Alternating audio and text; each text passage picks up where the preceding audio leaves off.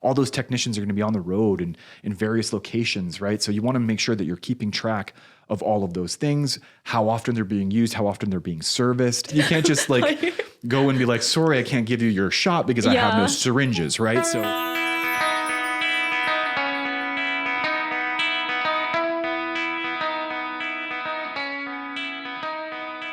hello, everybody. I'm Jared. Hi, I'm Melinda. And welcome back to The Secret Life of Inventory. This is a show where we dive deep into the unseen world of inventory management, revealing the hidden mysteries that help businesses like yours optimize their workflow and succeed.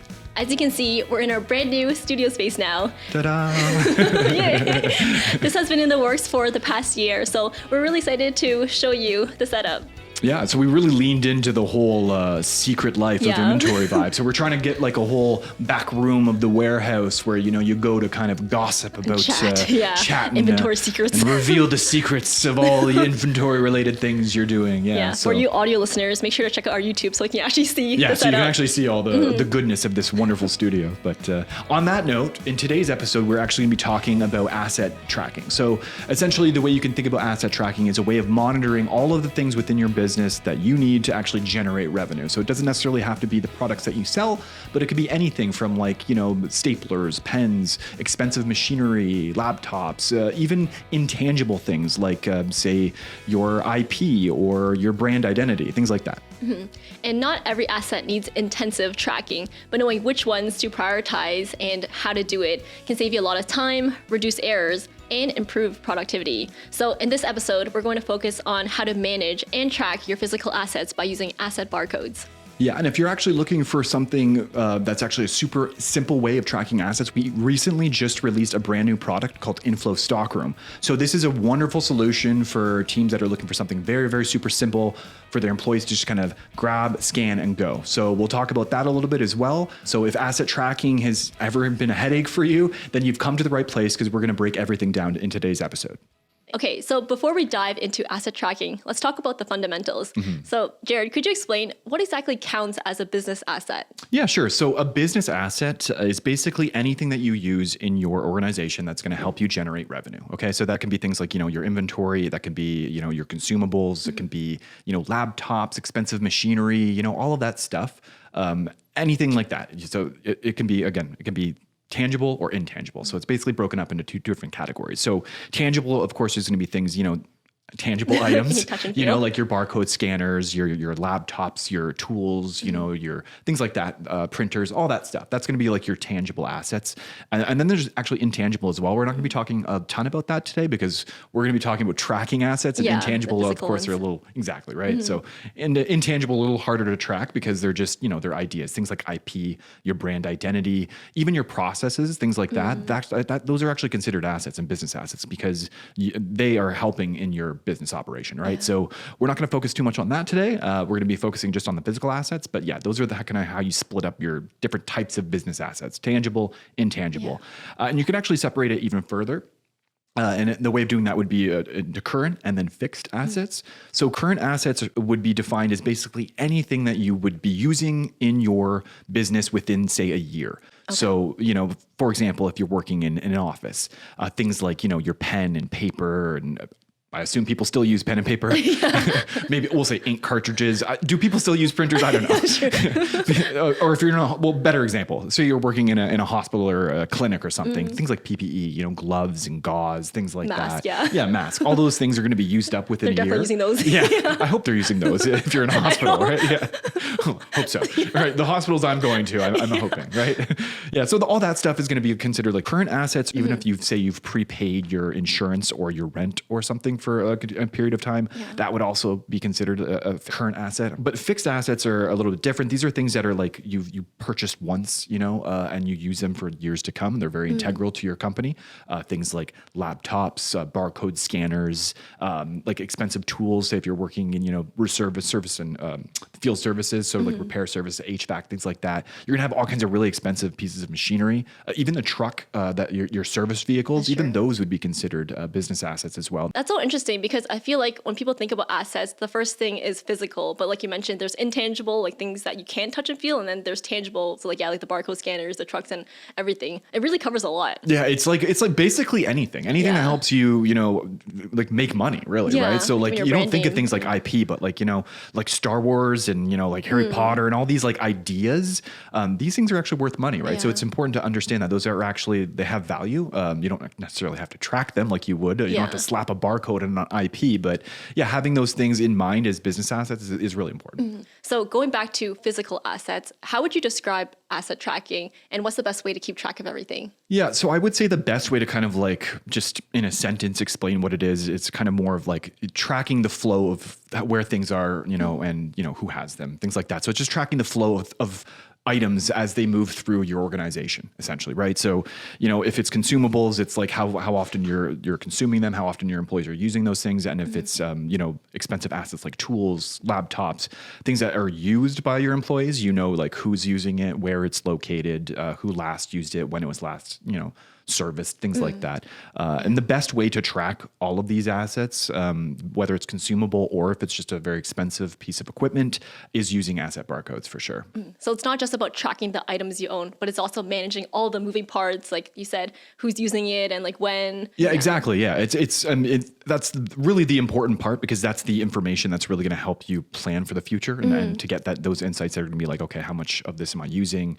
Do I need to purchase another one of It these? gives you that visibility. Yeah, exactly. Right. So, for example, if you're working, one of your technicians going back to field services, if one of your technicians is using this really expensive piece of equipment a lot, and another employee can't access it, and it's impeding his work, okay, maybe I need to buy another one of those. So it's really important to kind of like have an understanding of where things are, how they're flowing, if they're being able to be used by everyone efficiently, essentially. Yeah, right? I know we recently talked to one of our partners too. They own a coffee bean wholesaler.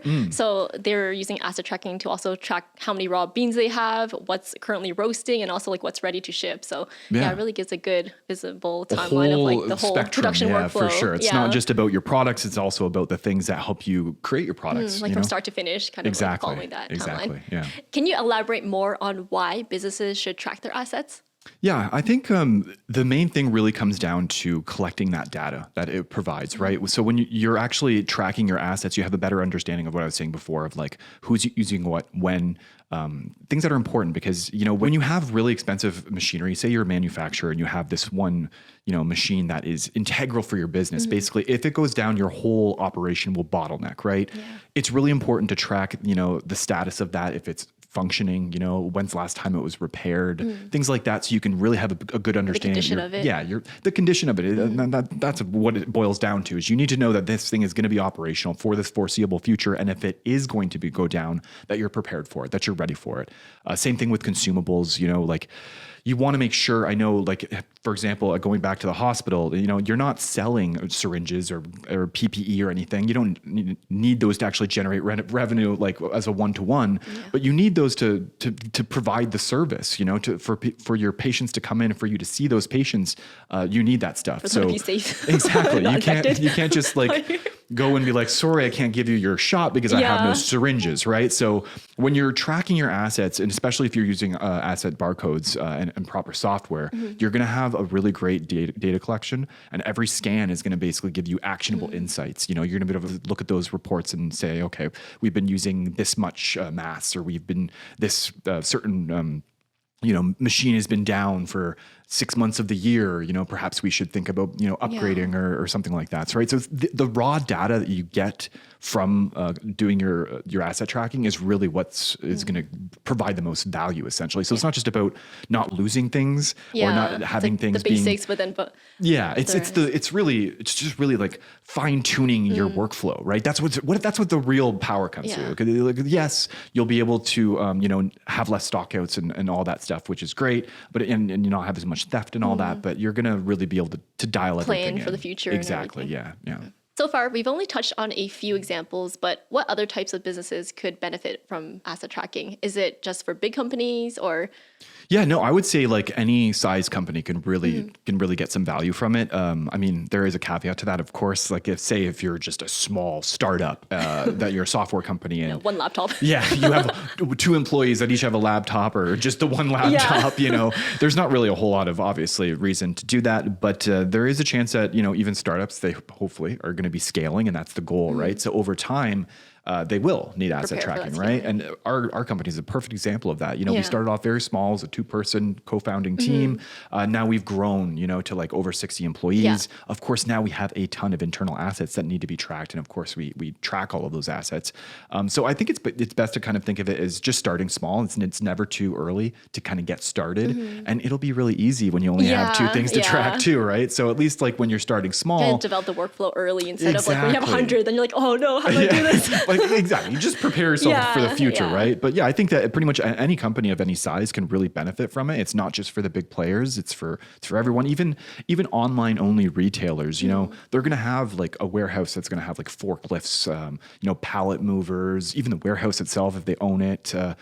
All that stuff should be considered as That's true. assets and should Never be tracked. Thought too much about online stores. Yeah, I mean, there Forklifts. there is the exception, I suppose, where there are certain business models that try and avoid physical assets entirely, and that would be like drop shippers, for example. Like their whole business model is all they really want is an online storefront. Just have a laptop. That one laptop. Just a laptop, a Shopify store, and Yeah. that's it, right? Everyone else handles everything else, and that is kind of the point. They want to keep their margins incredibly low.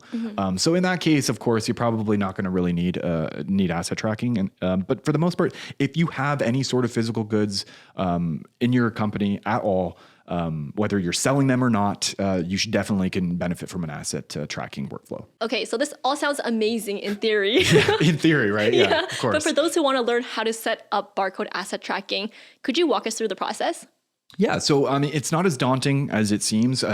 Essentially, an asset barcode is just a barcode. That's all it is. It's just like a barcode that you would see on products. In fact, asset barcodes are probably easier to deal with, generally speaking, because if you have a barcode on a product, oftentimes you're going to have to have a GS1 registered barcode, that there's a cost that comes along with that, where in asset tracking, essentially it is just internal. Yeah. So you can just create your own barcodes. There's no problem with that because you don't need outside organizations to You don't have to recognize pay those for it. barcodes. It's all Exactly. And who doesn't like free stuff?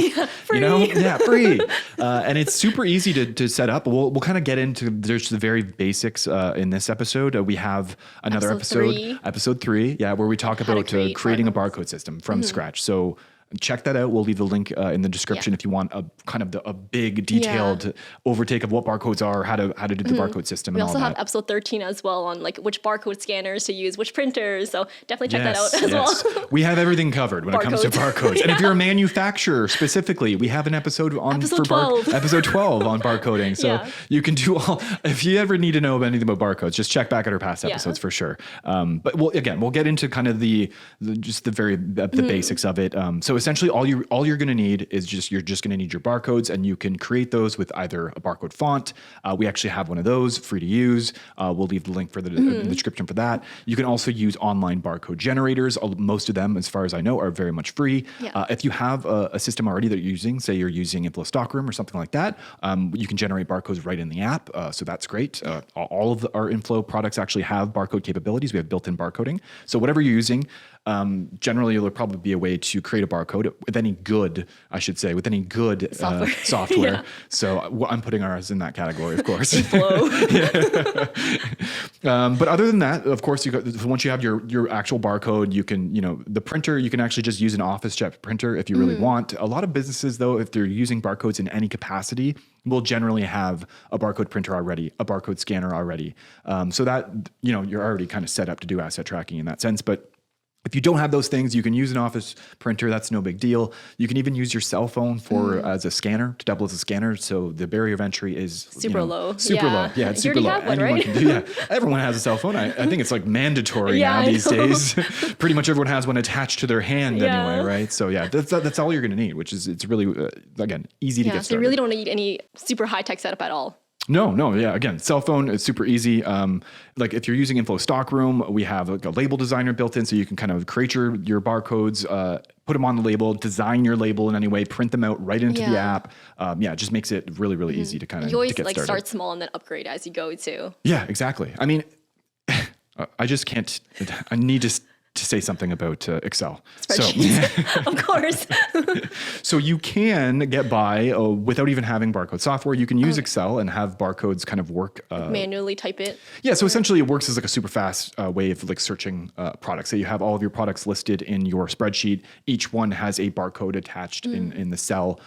You could just use like Control Find, scan the barcode.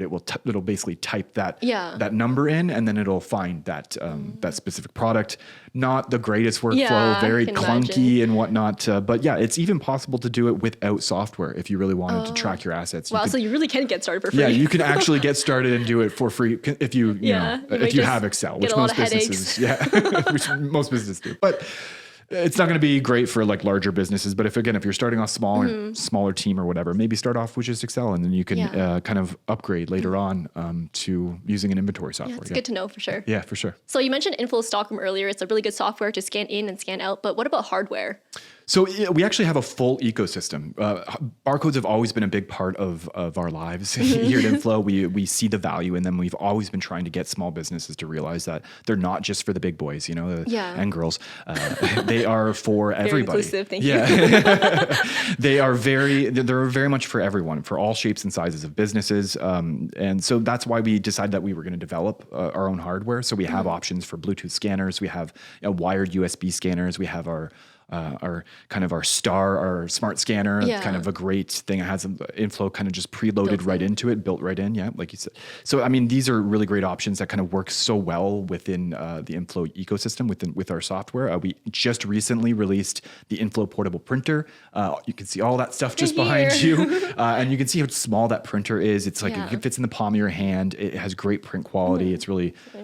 Yeah, we took the time to do the R&D on that and to really make it as useful for our customers as possible. So we really listened to like what they wanted, and we're going to have some accessories coming out for that as well. So like a little strap. Yeah. And the smart scanner, we have accessories for that as well. We have a pistol grip. So it turns it into a more traditional scanning device that people are used to. Charging dock as well. Charging dock. Yeah. There's even a hand grip.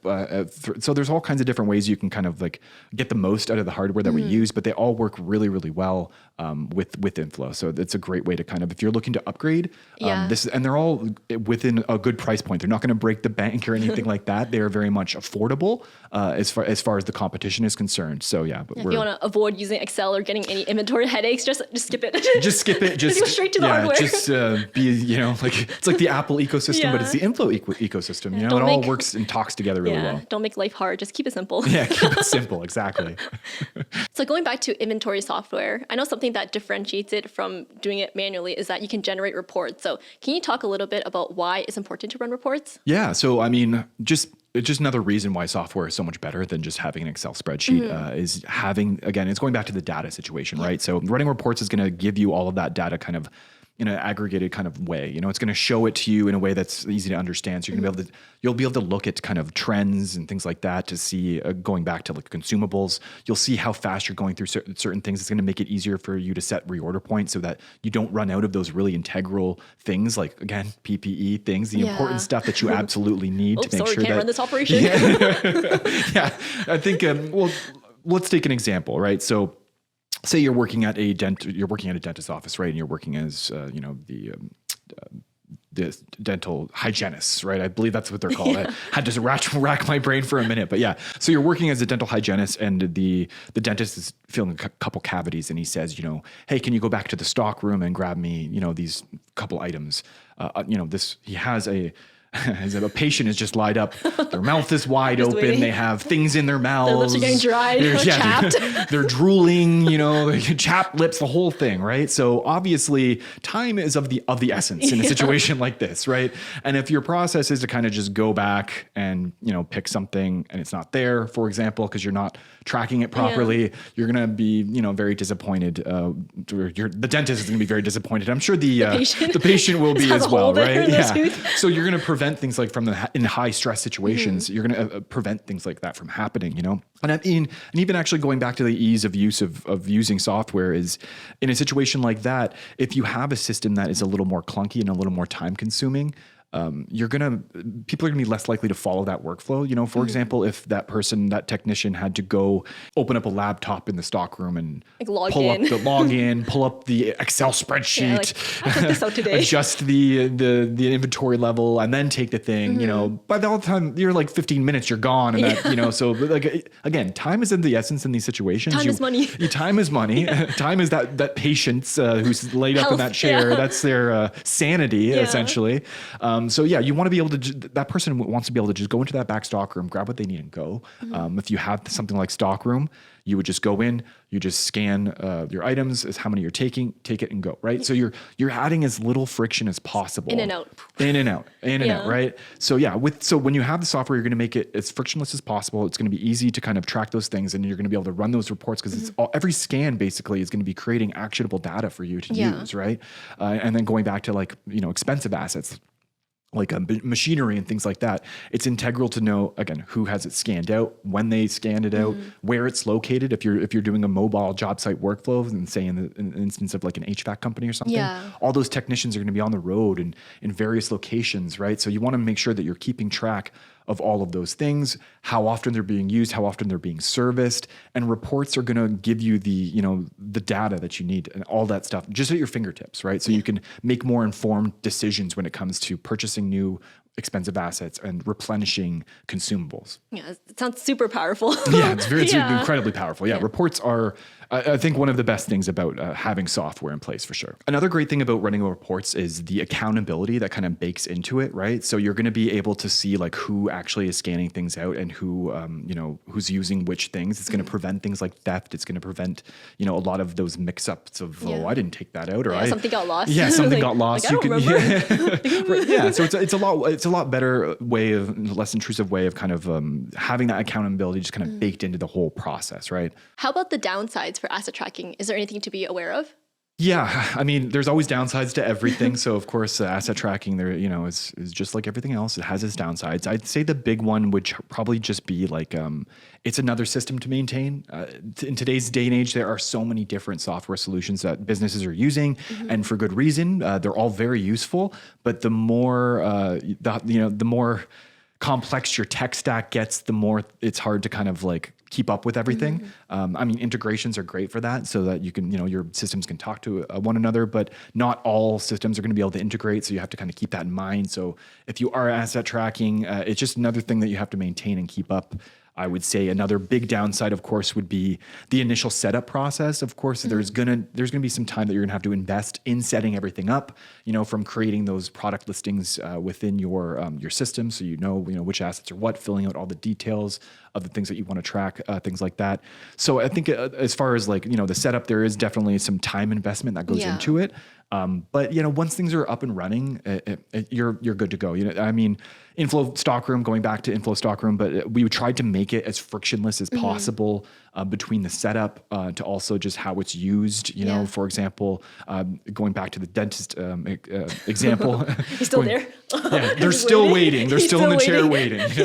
And so going back to that example, we even make it even easier we thought about, if that person was going back to the stock room and they needed to get those specific things that they needed, it probably would take more time if they had to like scan every single piece, like every barcode of every single item. So you can just put a barcode on the shelf itself and then scan the shelf and then that's smart. Input how many you're taking off of the shelf. So yeah, we tried to make it as frictionless as possible between setup, between usage, just to make it so that, again, the less friction, the more likely that your employees are actually going to keep up with this workflow. And we do offer onboarding as well, right? Yep. Onboarding is offered. It's very important, I think, to just really show you what the software can do. Like proper training.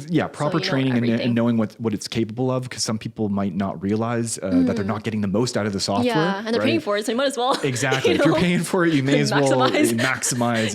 It's the ROI for sure. Yeah, and I think onboarding is the best way for us to do that, to provide that, to guarantee the value of our to show our best face, I guess, right? Yeah. Okay, so let's say once we have everything in place, we have the barcode scanner, the barcodes, the label printer, and the software.